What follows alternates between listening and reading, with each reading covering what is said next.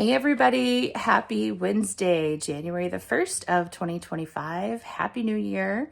I spent my New Year's Eve working up here. Some of you guys probably read the post that I would have done a video. However, the sun went down and I ended up working by battery powered lights and practically in the dark for the most part. But I really was motivated to just kind of get some of this done. So this is again where I am. This is the upstairs balcony kind of sleeping porch area.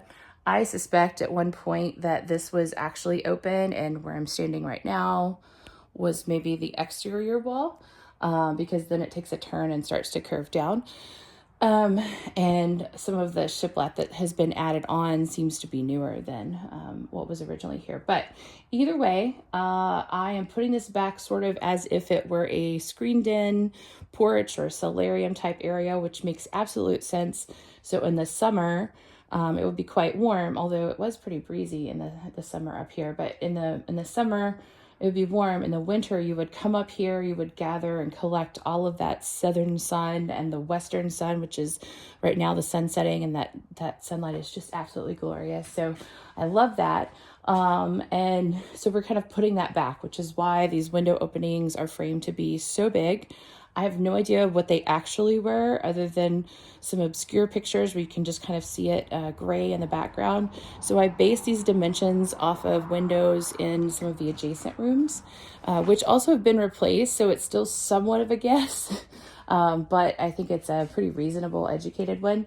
And I would say that this would have been an opportunity to veer from maybe the historic and raise up the height of those windows so that you could put furniture without the furniture interfering any of that. But I think in this particular case, this is more respectful of probably what was here. And it does kind of make sense. So I have two wrought iron beds that are going to go in. And that, if you can imagine, sleeping away at summer camp, if you've ever done that, kind of waking up to the sunlight streaming in, that makes actually really good sense that this would happen. So that's kind of what I'm aiming for here, is just maybe putting it back as close to what I think probably was here in the past. And they weren't necessarily thinking about the furniture overlapping the window height. And they didn't even have that much electricity, so it wouldn't be so much of an issue. So what I needed to do in this scenario, and the reason why this is taking so long, is it's quite surgical. I'm removing a piece at a time, making sure that I've got some support for this whole roof area as I go, because as you'll remember, major termite damage in this area. And it's actually to the point now where you can kind of move things around. I can actually move this wall, the older pieces of the wall, just by tapping on it. So we're getting really close. But I needed to make sure that all of that was supported before I started taking down this other stuff. So unironically, I guess in my lifetime, I have run into yet another structural sliding glass door, which is not what those are for. So I started over here in this corner and am working my way to the center. And then this morning, I started over here on this corner, and now I'm working my way to the center. And you have to literally cut nails out and really think about particularly things like this flashing. So the height of this roof is actually a little bit taller than the floor here, and there is a metal flashing that is attached to that roof and then kind of curving up. I'm no longer considering that to be waterproof. At one point that would have helped to direct and stop water. I'm going to go ahead and assume that it's not, because it has been punctured with nails, and some of those nails have moved or been removed. Also, metal corrodes over time. So I'm going to go back and do what I can, but I don't want to move that or wiggle that too terribly much. So like I said, it had to be quite surgical in getting everything out and cutting every little piece out bit by bit. I also had some areas where this flooring was actually overlapping, which actually would have been nice for the structure. But at this point, so much of that floor was destroyed, and I really wanted to make sure that these pieces are very tied together. So I made the judgment call that this floor will be able to float and kind of expand and contract just a little bit independent of this wall, which if I ever do have to replace the floor, this is probably the worst condition of floor at this point in the house. Now that I've replaced some of the other pieces, at least, you know, we're there. And this water damage that you see in termite damage, this is water right here, water damage. But a lot of that is from, you know, this roof leaking. There was probably water coming through some sort of a penetration in that flashing, that metal flashing.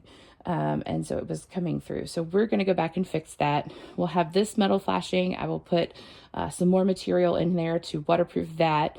And then you'll do what's actually called flashing and counter flashing. So we're going to take the metal flashing, and come up the wall.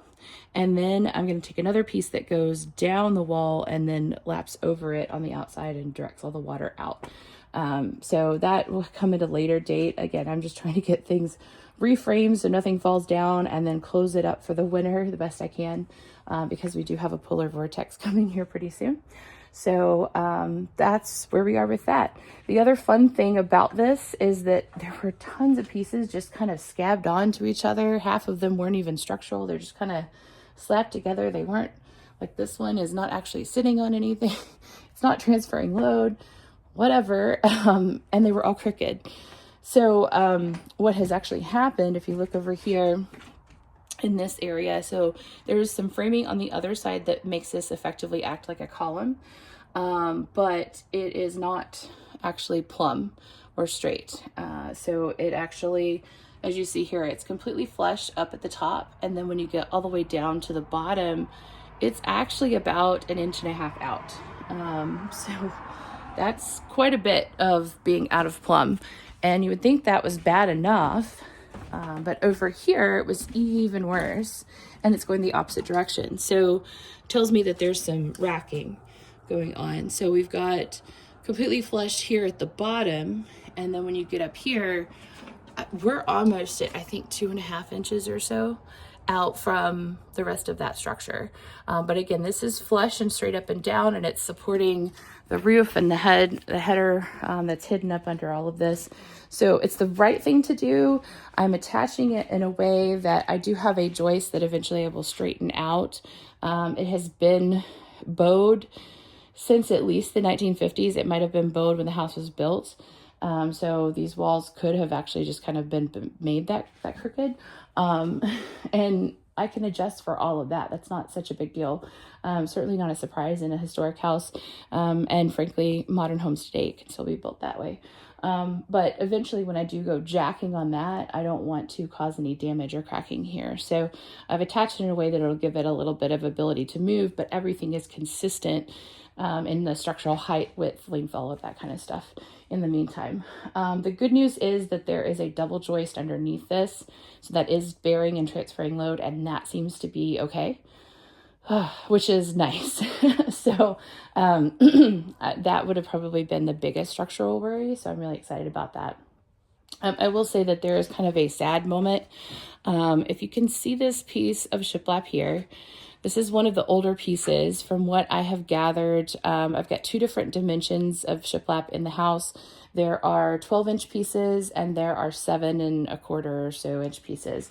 And the 7 and something inch pieces seem to be on parts of the house that were changed more recently.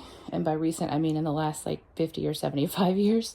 But some of these are quite old, and a 12-inch piece like this one would be quite hard to come by. And the reason why I know that is that the house actually has this very wide siding on it. So that was the original siding.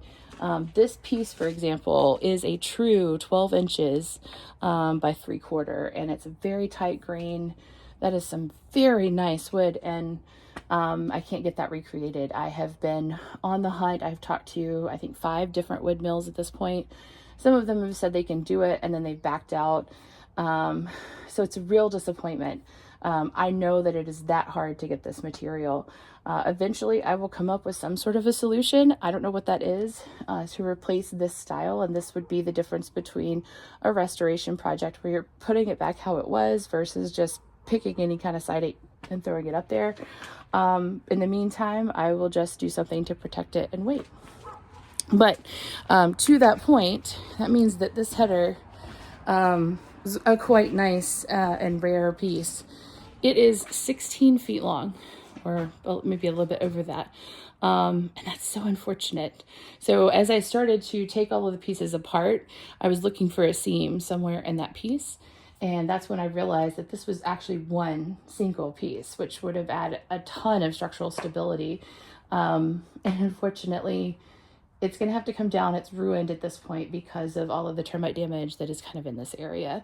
On the other side, on the back side, it's actually in quite good shape in some of the areas, but you just can't rely on it. So that's kind of heartbreaking to see that happen. So now the next step, though, is I have worked from one side and worked from the other side. I'm working my way towards the center, so that I will have 2 windows on this side, 2 windows on that side, and then a door in the middle. And now I am to the point where this load that was on this window is not just completely being held up by the window. And I can start working on getting that out. It's quite wiggly now. If I walked over, I could, jiggle it, given all of the damage and the fact that I've got everything shored back up again. So I am about to put down plastic and try and get it to come this way. I have a huge fear that I'll have this thing fall and it'll, jostle the structure. I don't really want to do that if I can help it. So that was one of the reasons why I tried to get everything reinforced and kind of work the harder way to make that happen. But that is the next step. And I'm not super upset if I break it because it actually might make it easier to get it down the stairs. Hopefully this is the last one that I have to deal with in my lifetime. Not a fan at all of these things, just because they're never put in super easy. And this kind of stuff always happens. But in the meantime, that is the plan. This gives me a scenario where I can cut a piece of plywood and cover all of these up for the winter, which will help me to keep, my living quarters a little bit more comfortable and warm and energy efficient. And then I can continue to do some work and go forward. So you guys take care. Have a great rest of your day. Have a great holiday and Happy New Year.